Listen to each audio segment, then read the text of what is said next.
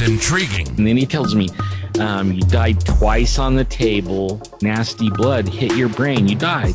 It's incredible. I was in this, it's an endless, misty white space. The very first thing I noticed was I had no pain. It's engaging. Then I was in this incredibly brightly lit space, and God was there. And there were some other relatives there that had passed on before that knew me. It's inspiring. Has your near-death experience changed your view? I'm a whole lot more softer and caring towards other people than I was before. You're now listening to Real Spiritual Talk Radio. Here's your host, Lamont Gates. Welcome back to another edition of Real Spiritual Talk Radio. I am your host, Lamont Gates, once again bringing you the world of faith, metaphysicality, and spirituality. Today, my guest experienced not one, but two near-death experiences. Joining me today, ladies and gentlemen, is near-death experiencer Deb Paone. Deb, welcome to Real Spiritual Talk Radio. Hi, thank you. Deb, I want to thank you for coming on the show and having the courage to bring forth your account, as many near-death experiencers have the same experiences you have, but aren't really ready to come forth and share. So I thank you for that. So now I understand that you had two separate near-death experiences, which were spread apart from one another by years. Is that so? Yes, that's correct. Great. And we're going to get into that. But before we do, I want to walk backwards a little bit and talk about some of your prior belief systems, if any. Were there any religious and or spiritual belief systems you held as a child all the way up until your first near-death experience? Not really. My parents were conservative Christians. We lived in Illinois, Missouri, and Kansas, and they were originally Cumberland Presbyterian. When we went to church on Sunday, I think it was basically to make it look good for everybody else, because my dad had a position that was with a company that, it looked good to have spiritual values, I think. But they weren't really bad people. They just didn't really, we just went because everybody else did. So that's pretty much where that went. So as a child, you had no real belief systems in a God, angels, and afterlife, etc.? Oh, no, I read the Bible. I mean, we went to, Bible school and all that with the Cumberland Presbyterian Church. And I got saved at 12, but I had no idea what it meant. It didn't really mean that much. I believed that there was something, more or less, but I had no idea what it was. And when you're a kid, you just go along with your folks, So that's where that stood. Certainly. Now, as an adult growing up, did the topic of spirituality or religion ever cross your mind? Well, see, my first NDE was when I was 17 because I was born with a heart defect. I was born on October 25th and didn't get to go home from the hospital till Halloween night. And they had already decided at that time to just watch me throughout my lifetime, and I would have surgery when I was about 17. So it was 2 holes in my heart, one in the top chamber and one in the bottom. And for a long time, they were like, oh my God, you're going to die. So I couldn't do anything. And I guess as time went on, they realized that wasn't going to happen. So they finally just let me be a kid. And the near-death experience, I'm sorry, this makes me really kind of emotional and nervous to talk about, but it occurred after I'd had my main heart surgery at 17. I was all ready for it. It didn't hurt. I went home. Everything was great. And then 2 weeks later, I developed pericarditis, which is water around the heart. So I was out with my first ex-husband on a date and started throwing up like crazy. I ended up in a helicopter going to KU Medical Center in Kansas City, Missouri, where my heart surgery had been done. That's where I woke up. I don't remember anything from throwing up in the car with my ex-husband to waking up in the helicopter. And I remember I kept taking the headphones off and they kept saying, put them back on. And I did. And then I remember waking up and looking down at my body in the ER. And I heard that my doctor say, I think she's waking up. Go ahead and open her up because she's 0 over 0. We got to get her back. And I just was watching all this. And then all of a sudden, I was just back inside. And I remember looking, and they said, she's back, put her under. And that was about it. So I didn't really go anywhere and do anything the first time. Kind of just hung out and saw myself. Yes, so this is very interesting. I had posed the religious question originally, but since you had your near-death experience at the age of 17, you had it fairly young. And so what you're saying is, due to heart complications, you were rushed into the hospital and you were outside of your body, having what will be known as an out-of-body experience. And you said that you were able to look down and see medical personnel working on you and around you. Were you able to hear anything that was being said? Oh, yeah. Yeah, they were looking, and he said, I think we need another drain. See, my surgery was experimental because in 1958, when I was born, people didn't know what to do with a child that was born with 2 holes. One was the size of a quarter in the top, and the bottom was the size of a dime. Well, by the time they did the surgery, the one that was at the top had gone to the size of about a dime. And the one that was the size of a dime was just kind of a stitch, so they just left it. They put a Teflon patch in the top part. The problem was that they didn't know that I would develop a swelling around my heart. That's what pericarditis is. But I do remember everything they said, and I talked to my doctor about it, and he just had indicated to me that, I had been very lucky, and I realized that, and that I should share the experience, whether or not I went anywhere, because it was important for others to realize that our bodies are more than they seem.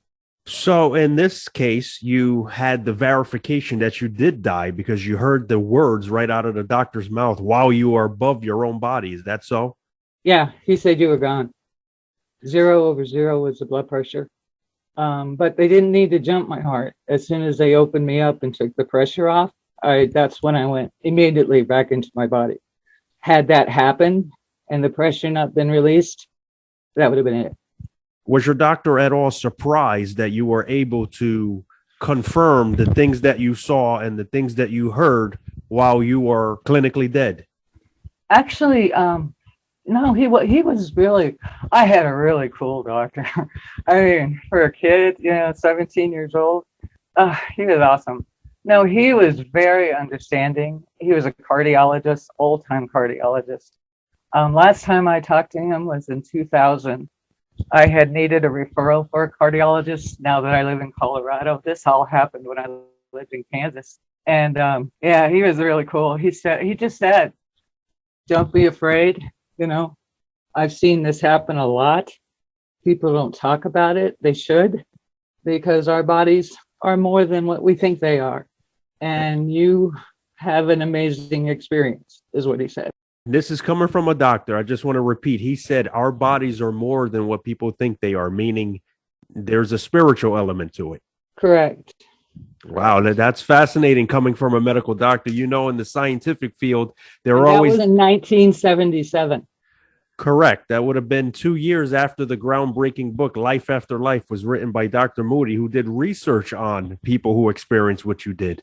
So, those in the scientific community are always looking for theories or naturalist theories to explain near-death experiences. So it's very refreshing to hear that a medical doctor not only recognizes yours as being more than just physical, but he said he saw many of these things happen and believed that they are more than just physical nature, and that they could be quite possibly something on a spiritual level. Very, very refreshing to hear that. So with that said, did that change your attitude about religion or spirituality after you had this experience at age 17? That didn't, but after I got out of high school, I traveled around the country a lot. See, I'm an introvert. I really kind of stay to myself. I don't hurt anybody, but I just, it's very hard to get close to people because, just the way things are anyway. But I had a lot of just really good things happen to me throughout all my life. People would show up like out of nowhere when I needed something done or was in trouble. And, I didn't take advantage of it. Like I didn't count on it to happen, but I was always grateful when it did. And that's about all that happened, but sometimes it was just enough to push me along to whatever I needed to do to go forward.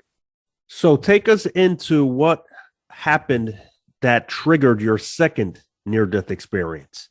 How old were you when this second near-death experience happened, by the way? It's 10 years ago. I'm 63. It was 53. I think that's when, yeah. I never remember dates. In 2010, became homeless because the guy I was living with at the time lost his job and I was disabled and we didn't have a lot of money. So we ended up being homeless and lived in a whole bunch of different motels. And during this time, I had been drinking a lot of mostly bourbon because I had been diagnosed with rheumatoid arthritis when I broke my back in 2004 by slipping on some ice. And it was very, very painful. And because I don't like to take pharmaceutical drugs, I do everything naturally. I decided that bourbon was natural because, hey, alcohol, no big deal. Well, I was wrong. And I woke up in the hospital after a coma, I guess, from when I was told.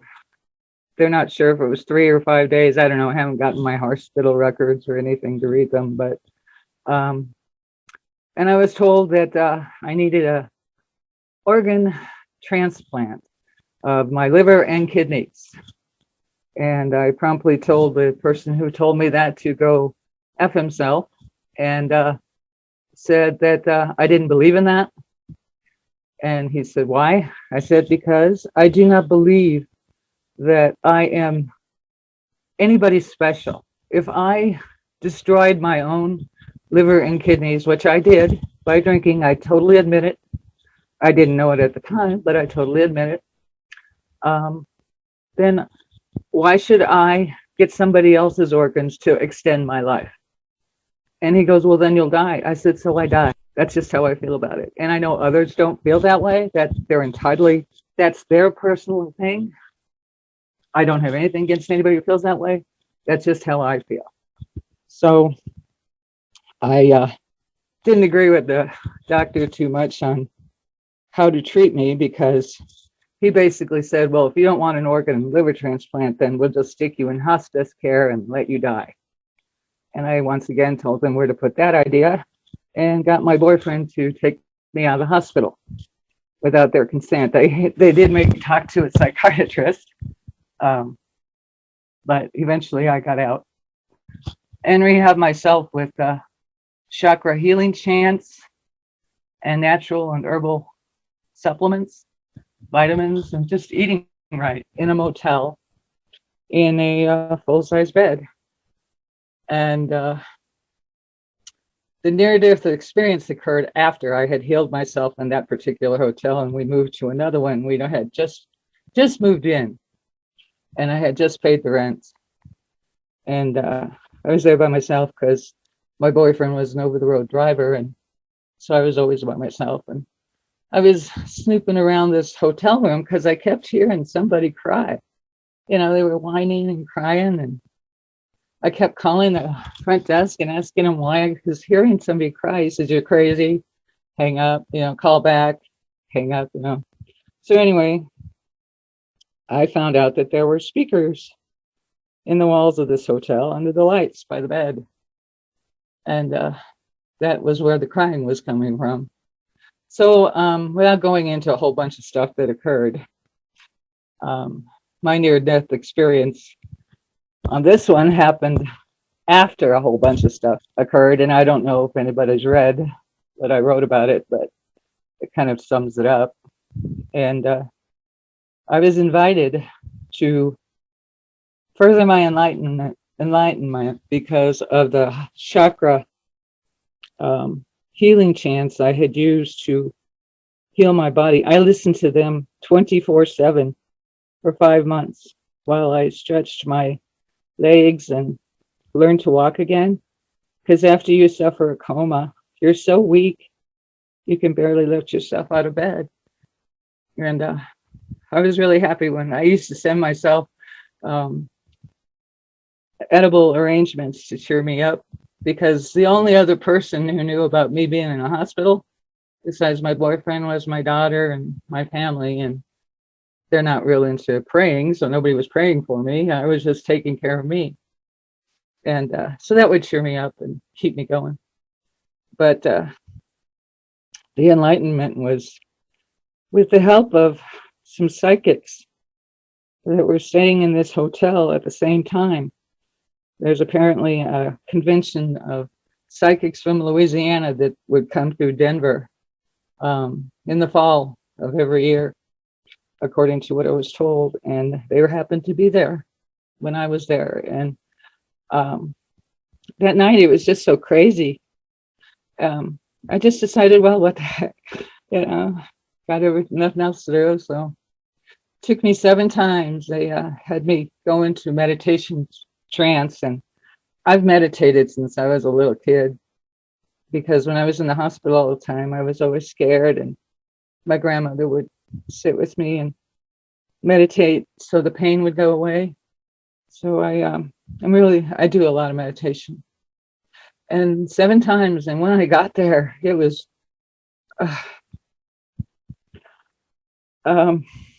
there are no words to describe the brightness of the light or the feeling. I mean, you're not physically there, but it feels like you're there.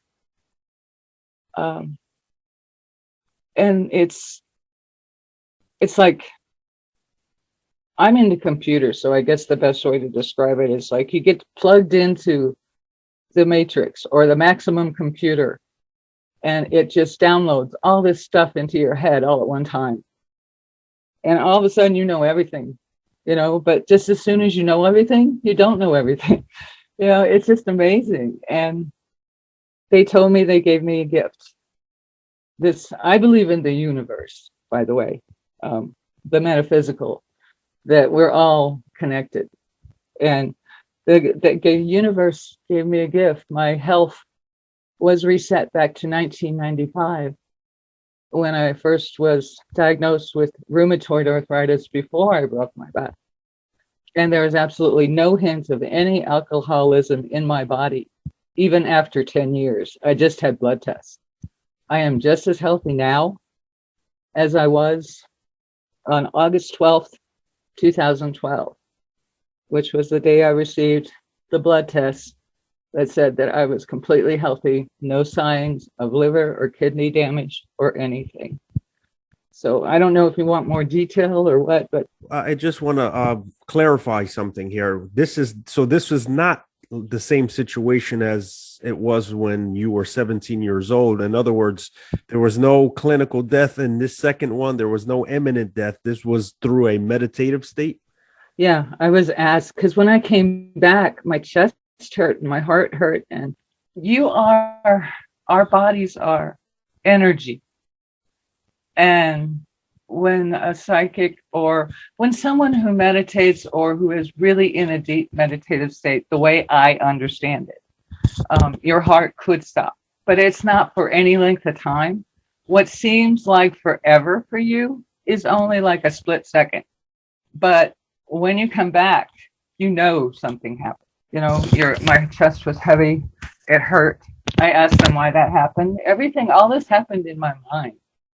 For all I know, I don't have any idea what was going on outside that time. I was just in this thing in my head, and it seemed so real. And even when I wrote it, I didn't know if it was real or I imagined this. I mean, I don't dream like that normally. I do have vivid dreams, but not like this. So it was definitely unusual. Did you notice at any point in time or after any of your two experiences any type of after effects? Many near-death experiencers, for example, come back stating that they may have higher levels of empathy. They may not fear death any longer. They may be more sensitive to light, to nature, etc. After that, I was really psychic for like 2 or 3 months. I mean, seriously. Because my third eye, because of the chakra chants, had been open. That's why they told me that.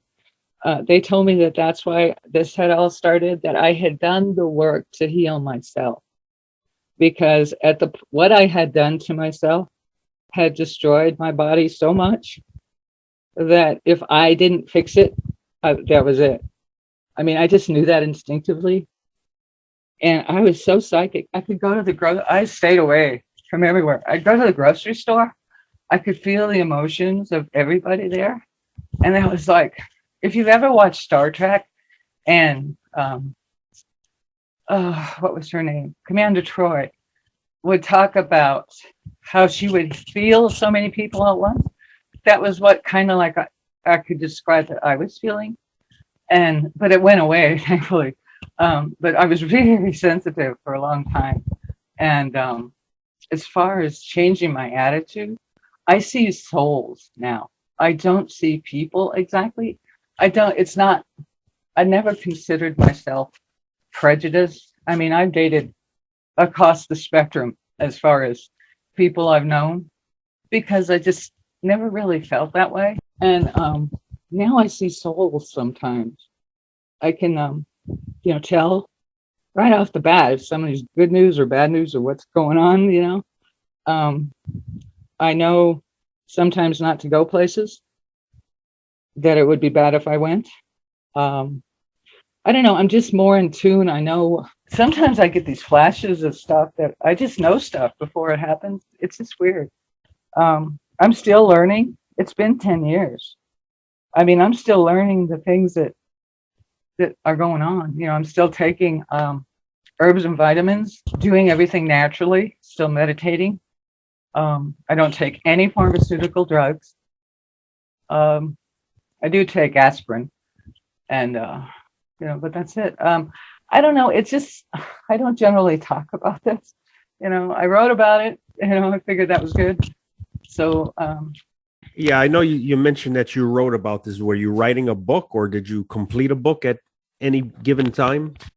Oh, no. My family wants me to because I've had such an interesting life, but I have no idea where to start. And no, this was just something I wrote for myself to kind of get a handle on it because it changes you. I am smarter now than I was. It feels like both hemispheres of my brain are working together.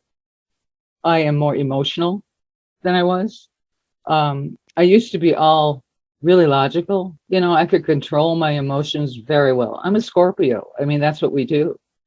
And now, oh God, what's going on in the world right now just makes me cry every time I see it. I feel so badly for what's going on. Yeah, and perhaps that is another after effect, you coming back with higher empathy. Oh, yeah, a lot. I mean, I was a debt collector. I had empathy for everybody that I was talking to. But now, I mean, but I didn't cry about it, Now I feel it in my heart. I mean, I used to feel it and I understood because I'd had that something similar happen to me. So then you just can emphasize with them, more or less, or what they went through. But now it's like I feel it personally, and it's just wow. So I try to get away from drama. Well, Deb, I want to thank you for coming on Real Spiritual Talk Radio and sharing with us your two near-death experiences and how they've transformed you into the person you are now. I don't know if what I said made any sense to anybody. Like I said, it still doesn't make sense to me. I know I'm a happier person. I'm not mad at anybody. I do, I just take things as they come. And I live by the rule, is this that dramatic that it's going to matter in 5 years?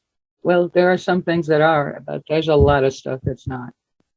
And that's just how I live my life now. Well, don't worry about whether or not you made sense, because there are millions of near-death experience enthusiasts out there who study these things and have heard very similar accounts to what you're saying today. Oh, thank you. So you'd be in good hands. I hope so. Ladies and gentlemen, with that said, Deb Paone. Thank you. Real Spiritual Talk Radio.